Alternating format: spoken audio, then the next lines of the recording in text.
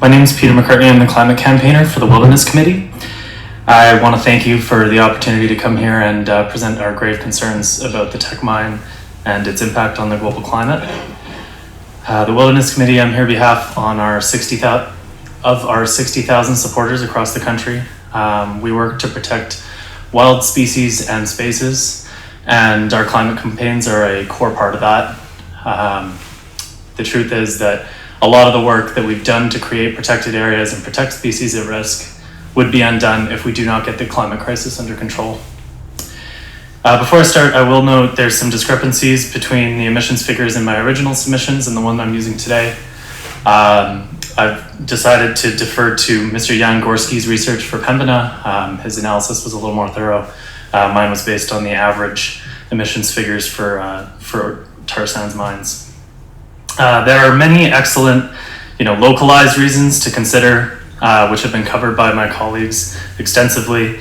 But this presentation, being that I'm not from here, will focus on evaluating the Teck Frontier Mine against provincial, federal, and international climate goals.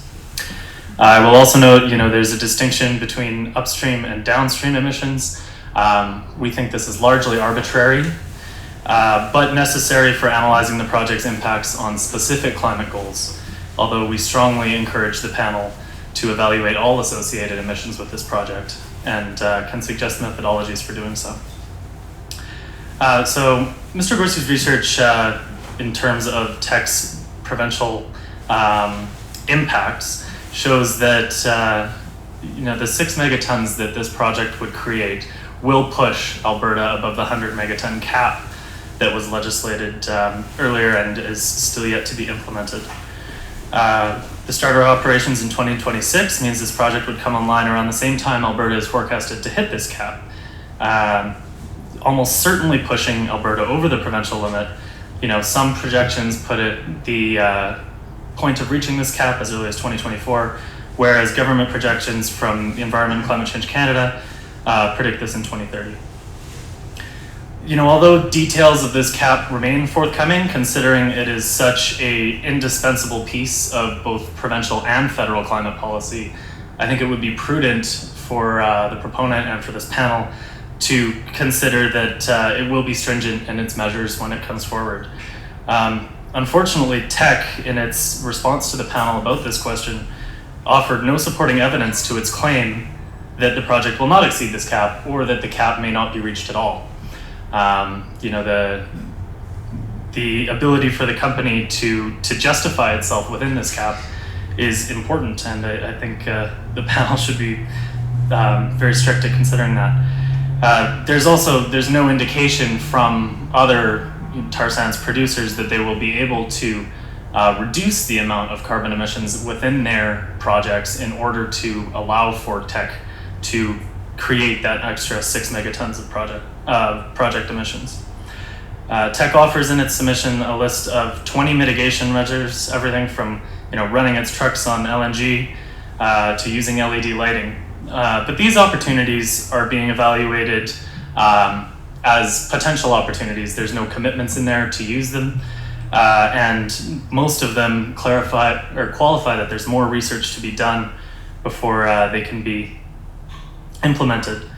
Nothing Teck or CAP can provide has shown us that this new mine will fit within the climate goals of this province, and I think that's a large concern.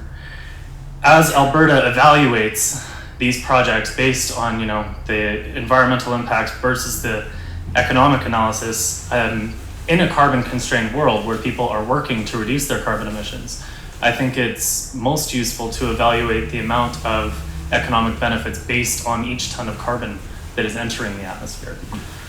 Teck forecasts up to 2,500 jobs once this project is in operation, which translates to 2,413 tons of CO2 for every employee every year.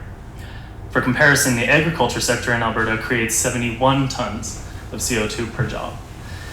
I come from a farming family in rural Alberta, and asking them to pay more for the gas to run their combines and electrify their operations at the same time to allow Teck to continue to increase the amount of carbon pollution coming from this one industry is fundamentally unfair. It also risks putting an increasing economic burden on all of the other sectors of Alberta's economy at a time when Alberta needs to be diversifying its economy to chart a path to prosperity in a decarbonizing world. It's not only a rhetorical flourish that I say we actually have a choice in between doubling down on fossil fuels or a green economy. If you disadvantage every other sector of the economy in order to continue growing the most polluting sector, you're setting yourself up for failure. Alberta has a decision to make. It is in the unfortunate position among oil producers in the world of having to relinquish much of its unconventional oil reserves first. They will be stranded in a world that is reducing its carbon emissions because of the very costly nature of our product in Alberta and the high carbon that it creates. A study in the journal Nature in 2015 into the geographic distribution of fossil fuels that have to be left in the ground under scenarios where we hold global warming to 2 degrees Celsius shows that production from open pit bitumen mining drops to, quote, negligible levels after 2020 due to the considerably less economic nature of these methods. Under the most realistic scenarios that don't rely on carbon capture and storage technology, which, even if it could be scaled up at the speed which it needs to be, would only make these projects even more uneconomic, tar sands production is finished by 2040. That's just 3 years after phase 2 of this facility would come online. And because of the high upfront costs to these projects, I think it is likely operations would continue to proceed even if Teck had to sell its product at a loss in decades to come. And that's what we're talking about today is, by allowing this mine to go forward, we could be in a situation where it's uneconomical to produce the product, but we're still pumping that carbon into the atmosphere. It's a scenario we have to avoid at all costs, and with the risks that we've seen presented this week, the economic risks, I think that it's irresponsible to move forward and allow this project to potentially put us at both economic and environmental risk. But of course, Alberta's emissions don't happen alone. The federal government has also committed to a 30% reduction below 2005 levels by 2030 of 187 megatons. I was born in 1991. My entire life, governments have been setting targets and failing to meet them. At the Rio Earth Summit in 1992, we promised to reduce emissions to 1990 levels by 2000. Instead, we increased them by 19% to 730 megatons. Under the Kyoto Protocol, signed in 1997, we committed to reduce emissions to 6% below 1990 levels by 2012. Instead, we cut them 3.5%, and that was due largely to the global financial crisis in 2008. In Copenhagen, we introduced a new target of 17% below 2005 levels by 2020. Canada's Auditors General, in the first of its ever kind report, forecast that we will still be 9% away from meeting that goal, even if the Pan-Canadian Climate Framework is fully implemented, and with the election of a provincial government in Ontario, which is opposed to climate action, and an impending Alberta election, that may be off the table as well. Finally, in the Paris Agreement in 2015, Canada announced its target of a 30% reduction below 2005 levels by 2030. And we're predicted, if all goes right, to miss that target by 8%. And if politics change and the PCCF falls apart, we'll sail past it by 30%. And the reason I'm outlining this is that we cannot just take it on faith that we can keep approving projects like this that add 6 megatons here and 8 megatons here to our carbon levels, when the evidence shows us that we should not be adding any emissions to these totals, because governments struggle as much as governments have such a tough time meeting these targets. A key reason that they fail to meet them is that these goals exist in silos. These policies don't talk to each other. Natural Resources Canada is fueling and trying to exploit resources in Alberta, where environment and climate change has the opposite goal. This panel is not required or maybe even able to review a mine like Teck within Canada's climate goals because the federal and provincial government can't outline where they're going to get these additional 6 tons of emissions reductions. They can't even outline where they're going to get the 187 megatons that we have to reduce by 2030. That's not to mention the 573 megatons we have to reduce by middle of the century, when this project will still be a decade away from the end of its life. Canada has a goal of cutting emissions 80% below 2005 levels by 2050. And allowing the tar sands to expand to more than 2/3 of that target is by all accounts both unacceptable and impossible. It would mean we'd have to wedge the entire rest of the Canadian economy into less than 1/3 of that target. And the only time we've seen emissions reductions like that have been through economic downturn. Essentially, it would require imploding much of the rest of the economy.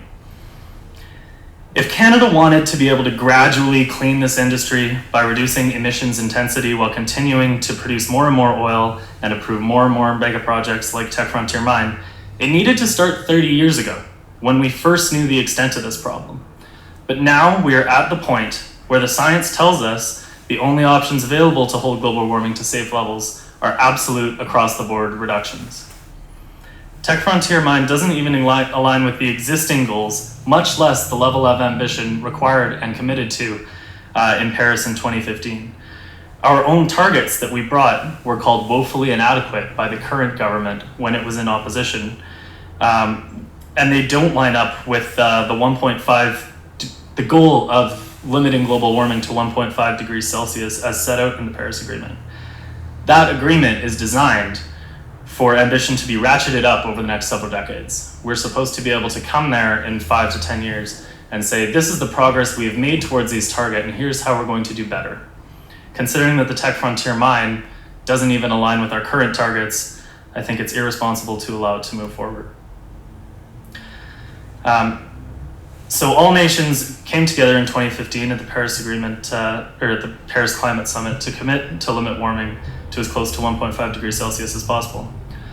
On a global scale, the Teck Frontier Mine would add an annual 36 megatons of greenhouse gas emissions.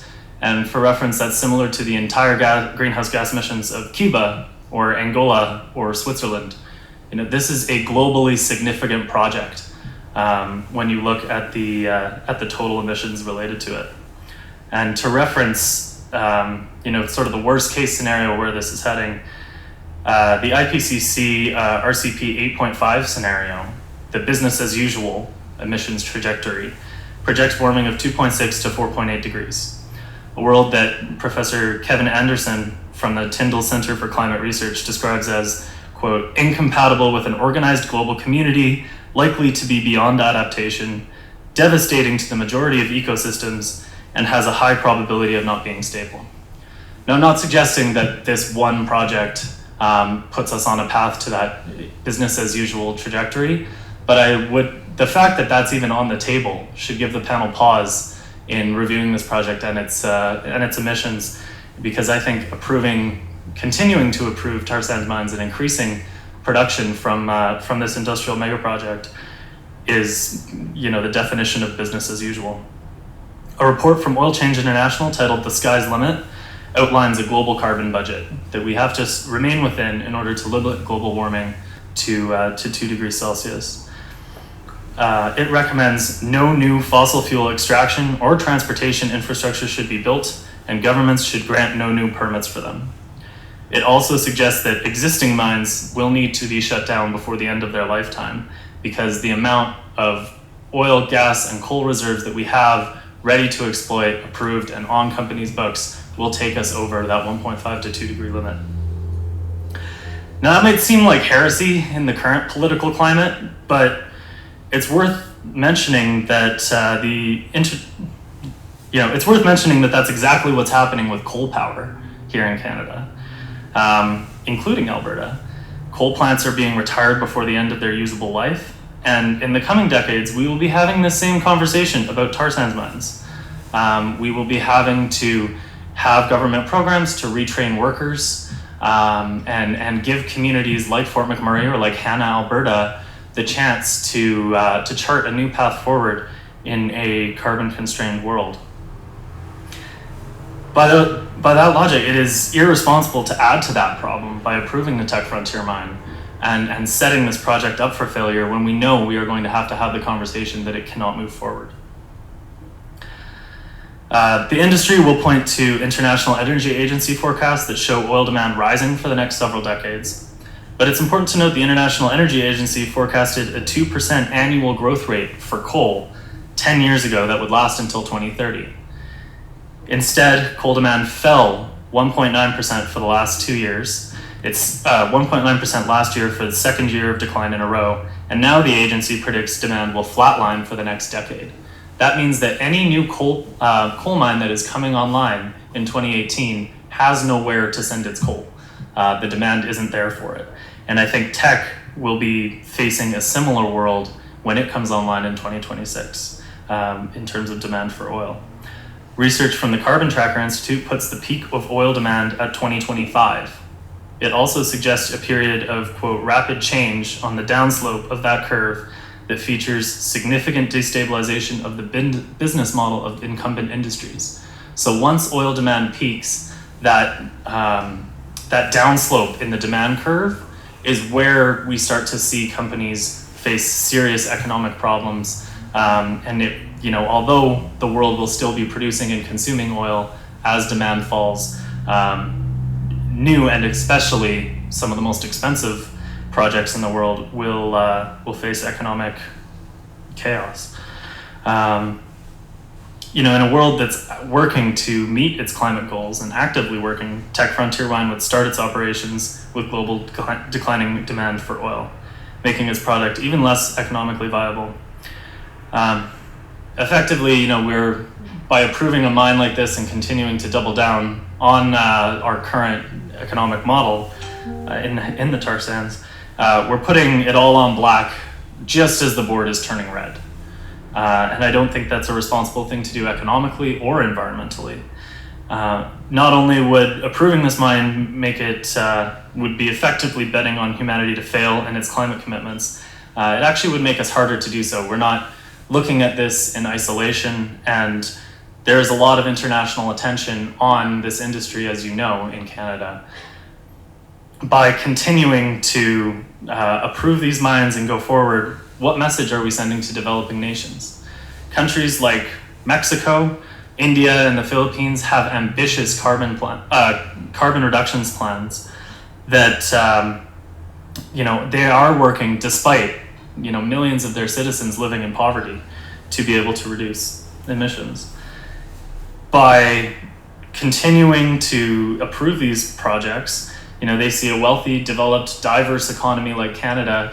If we aren't able to take that action, then why should they? Why should they be disadvantaging and spending more to be able to reduce their own carbon emissions? And globally, we've suffered from this vicious cycle of inaction for decades.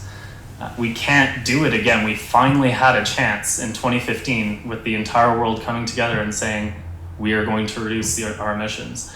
If we don't pay attention to those emission targets, and if we show up in another few years and they've been completely ignored, that's our chance to solve this problem. Conversely, I think Canada could show the world that we're serious about fighting climate change. People are paying attention. These countries that are reducing their emissions are paying attention. And by actually sticking within our climate targets, we can send that message that we are going to lead the way into this low carbon economy and be an example for how we will create a just transition for the workers here in Fort McMurray that countries can follow as they move forward. That's all I'd like to say about the Teck Frontier Mine project. I thank you to the panel for listening, and I hope you take these climate concerns seriously. Thank you, Mr. McCartney. Any questions from Teck? No questions, Mr. Chair. From staff?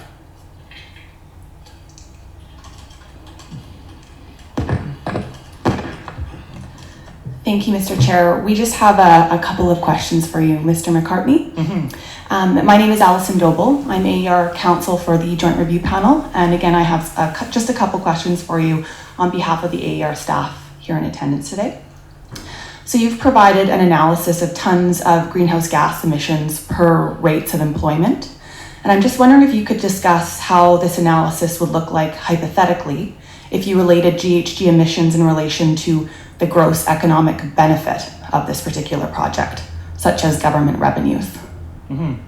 I mean, in terms of government revenues, I have not done that analysis. I focus specifically on jobs. I think there's no doubt that this industry provides revenues to the government of Alberta, but I think over the last couple of years have shown us that decades of relying on a notoriously boom and bust industry to supply social services for Alberta have resulted in a situation that we're in now where this government has sort of changed that industry. So to be honest, I haven't done that analysis, but I imagine it would look different than the agricultural sector, certainly. And in the opinion of your organization, does the carbon tax paid by Teck over the lifespan of their operation act as a mitigation for the effect of GHG emissions that are created by this project? Certainly it acts as a mitigation, but with Alberta pulling out of the Pan-Canadian Climate Framework recently, increases to the carbon tax are not expected anytime soon.